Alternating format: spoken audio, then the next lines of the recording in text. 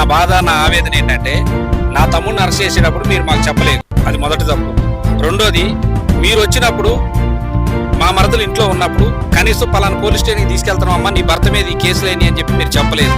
అది రెండో తప్పు. మూడోది ఏంటంటే ఖమ్మవరపున పోలీస్ స్టేషన్లో కేసు అయింది నీ భర్త మీద అని చెప్పి మీరు హైదరాబాద్ తీసుకొచ్చి దాచిపెట్టడం అనేది మూడో తప్పు. మీరు తప్పెమ్మడి తప్పు చేశారు. నేను ఈ సందర్భంగా డిమాండ్ చేస్తాను ఏంటంటే అజయ్ బాబు మీద ఏ రకంగా అయితే కేసులు ఫైల్ చేసి 5 కేసులు మీరు రిమాండ్కి పంపించారు చెంచల్గూడ జైలుకి, మా అజయ్ బాబు పెట్టినటువంటి కేసులు ఎఫ్ఐఆర్ అయి ఉన్నాయి కాబట్టి మీరు నీతి నిజాయితీ కలిగినటువంటి అధికారులు అయితే అజయ్ బాబు బయటికి రాబోయే లోపల 5 అరెస్ట్ చేసి చూపించండి, మేము ఒప్పుకుంటాం. అంతే. క్రైస్తవ నాయకులు కూడా ఉన్నారు, సో వారి మాటల్లో కూడా అడిగి తెలుసుకుందాం.